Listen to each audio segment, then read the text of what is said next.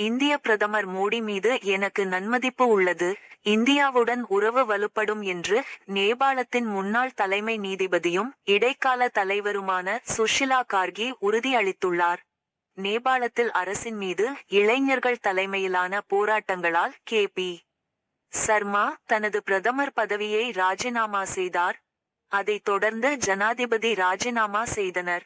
ஆரம்பத்தில் பல சமூக ஊடக தளங்கள் மீதான அரசாங்க தடையால் தூண்டப்பட்ட இந்த ஆர்ப்பாட்டங்கள் பின்னர் ஒரு பரந்த ஊழல் எதிர்ப்பு இயக்கமாக வளர்ந்தன. அரசியல் அமைப்பை முழுமையாக மாற்றியமைக்க வேண்டும் என்று அழைப்பு விடுத்தன. இதனைத் தொடர்ந்து நேபாளத்தின் முன்னாள் தலைமை நீதிபதி சுஷிலா கார்கி இடைக்கால தலைவராக பொறுப்பேற்றார். இந்நிலையில் சுஷிலா கார்கி அளித்த பேட்டி: இடைக்கால அரசாங்கத்தை வழிநடத்த இளைஞர்களின் கோரிக்கையை நான் ஏற்றுக்கொண்டேன். நேபாளத்தின் கொந்தளிப்பான அரசியல் வரலாற்றை பற்றி சிந்தித்து வரவிருக்கும் சவால்களை ஏற்றுக்கொள்கிறேன். நேபாளத்தில் கடந்த காலத்திலிருந்தே பிரச்சினைகள் இருந்து வருகின்றன. இப்போது நிலைமை மிகவும் கடினமாக உள்ளது. நேபாளத்தின் வளர்ச்சிக்காக நாங்கள் ஒன்றிணைந்து செயல்படுவோம். நாட்டிற்கு ஒரு புதிய தொடக்கத்தை ஏற்படுத்த நாங்கள் முயற்சிப்போம்.